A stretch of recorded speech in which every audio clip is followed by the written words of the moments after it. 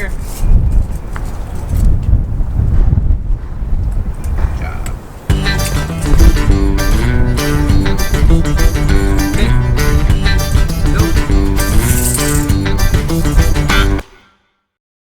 So it's time to spray down some pre-emergent.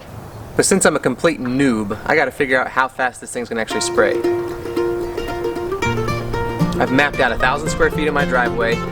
Gotta figure this thing out. Gotta helping me spray the driveway right now. The pro-diamine label gives you an amount that you're supposed to spray per 1,000 square feet. And I've heard people put it into grams per gallon per 1,000 square feet. Is a gallon enough? This is a pretty big space. I don't know, we'll see.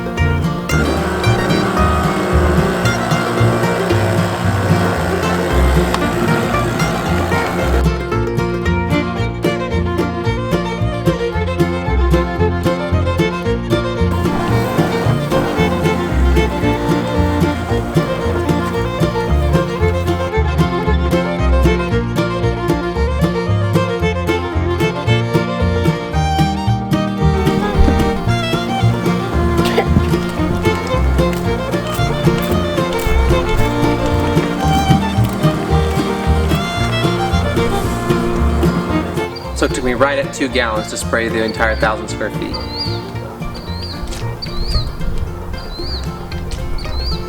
Can I eat some more yogurt? Yogurt? I need some more water. So I'm using pro-diamine, and the max rate is 0.83 grams per 1,000 square feet. So if I want it to last me 8 months, I'm going to do 2/3 of that. It's going to be about 0.6. Let's see, 0.83, 0.6225 grams per 1,000 square feet, and then that should last me until next fall. I was wondering if it was going to affect my bulbs because I planted daffodils and tulips and all kinds of bulbs in the front of my flower beds, but read the label, it says we're good there. The label does say not to spray it on golf putting greens. I have a chipping green. Does that technicality make it okay? But seriously, if you know why the label says that you're not supposed to spray it on a putting green, let me know in the comments.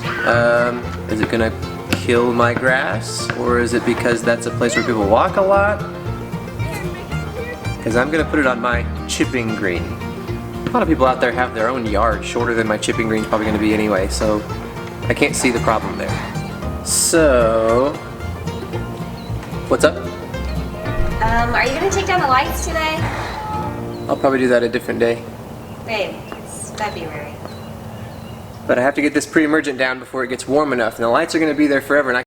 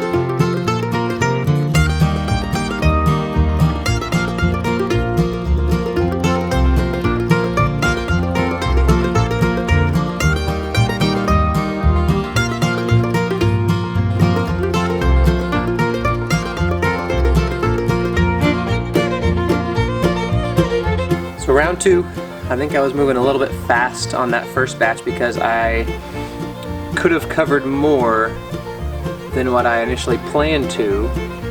So now I need to slow it down a little bit. I'm learning as I go. Shout out to my mom though for suggesting that I use this electric pump sprayer. I think it's making me go a little bit faster than my backpack sprayer would have, so thanks Mom. Thanks Mom. Thanks Mom. Thanks Mom. Thanks Mom.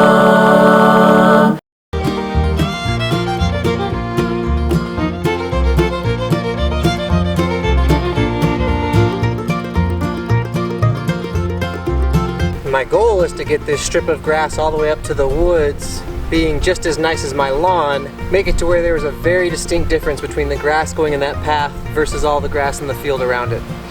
But I don't want to spray all that with this thing, so to be continued. So I am a little bit early on my pre-emergent application. It is February 3rd, but I did want to get it down because I'm leaving next week. I wanted to make sure that temperatures weren't going to rise while I was gone enough to where a bunch of weeds and crabgrass could germinate and take over. We built the house last summer and all the sod was put down. I didn't put out any pre-emergent. I'm still pretty much a newbie trying to figure all of this out. I've got two bigger sections of lawn that I want to make just as nice as the part that got sodded, but those are going to take a little bit more work than just this little roller battery sprayer that I've got here. We'll figure that out at some point. It's supposed to rain in a couple of days, and so that's another reason why I wanted to get it done today. So I'd heard from a couple of different people that you were supposed to get prodiamine watered in within 48 hours of application. But on the label it says that you're supposed to get it watered in with at least half an inch of rain or irrigation within 14 days following application. So I think I'll be golden. Okay, round 3, and this should be the last one.